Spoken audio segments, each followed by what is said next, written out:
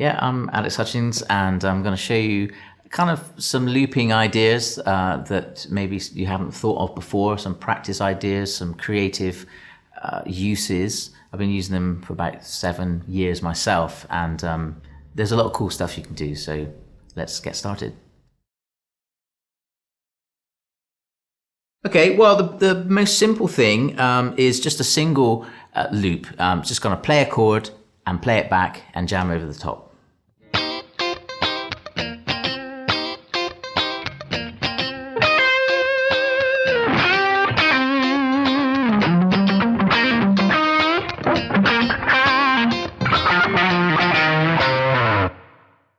So of course that's a great thing, you can just loop up and play away to your heart's content, but you can also overdub, and I'm going to put like a bassy sound on, and the way you do that, you press play, jam over it again, and then when you hit it, it will actually overdub another part. So let's have a go at that. 2, 3.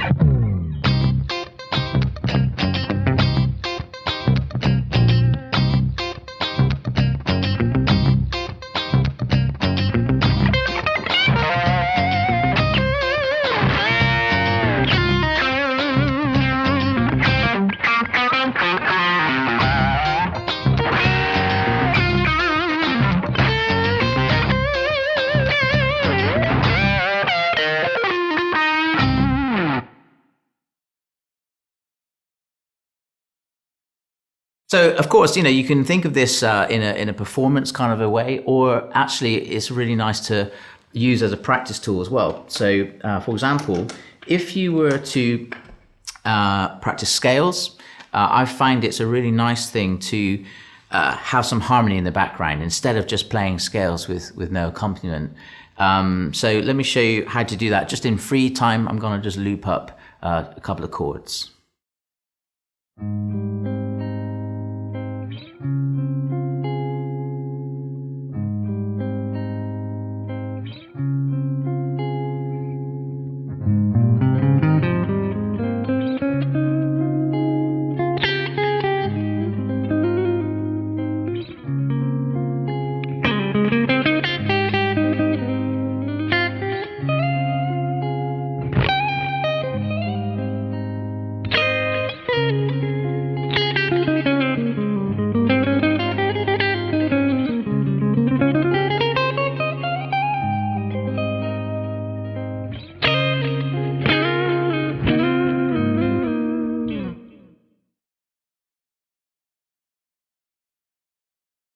Okay, so now we've got a 2-track looper. So this gives you a few different options.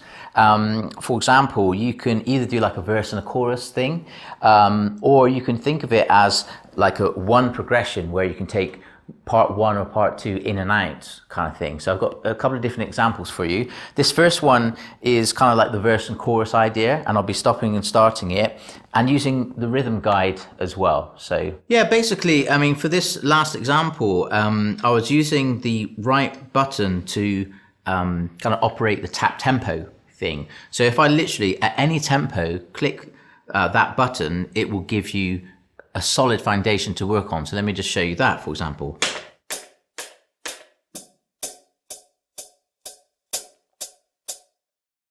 And so that's how I started, and that gave me the foundation to play the bass line, step 1. And the way I think about this is if you like section A and section B. Now you can see I've got the foot switch next to it, and what this is doing is selecting the track. So if you can see on the screen here, this is track 1 and this is track 2. If I hit this here, it simply goes to the track 2. So I can start either track 1 or track 2, or both together actually as well. So in this example, they're just independent tracks. So I hit record, play the bass line on track 1, stop the machine, and then change to track 2, and then just overdub and start and stop them as I'm playing over the top, really.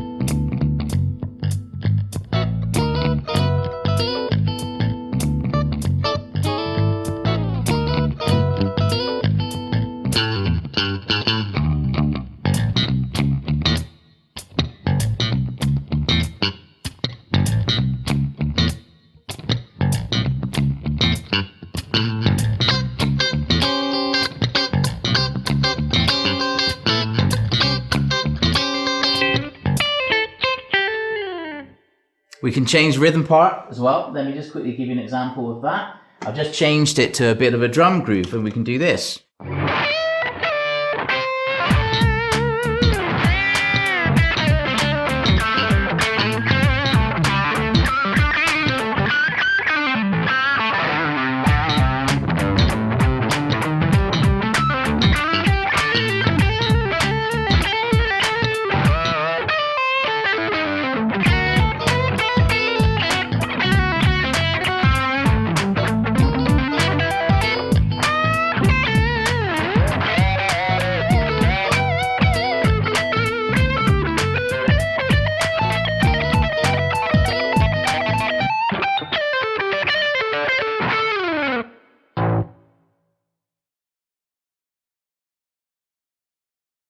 Yeah, well, here's a different idea. Basically, if you think of the loop as one progression, you can take track 1 and track 2, play them simultaneously, but stop and start them whilst they're running alongside each other. So I'll just give you an example of how you could do that.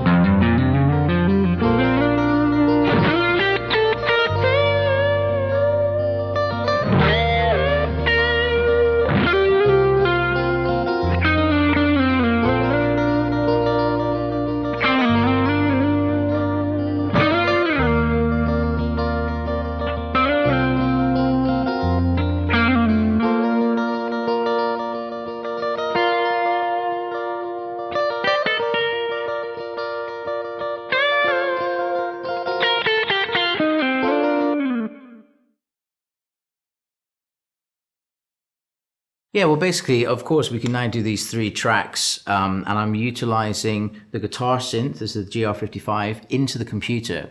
And what that is actually doing is triggering sounds, but also providing the guitar tone as well alongside that. And it's all plugged into the loop station.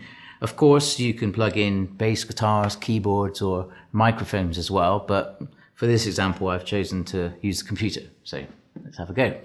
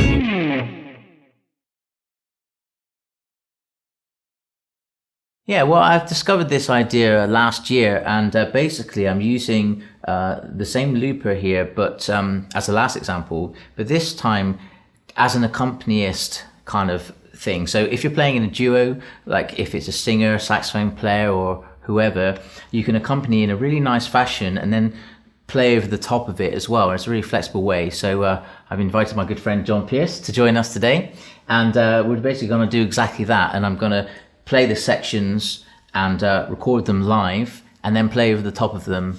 And so let's see what happens.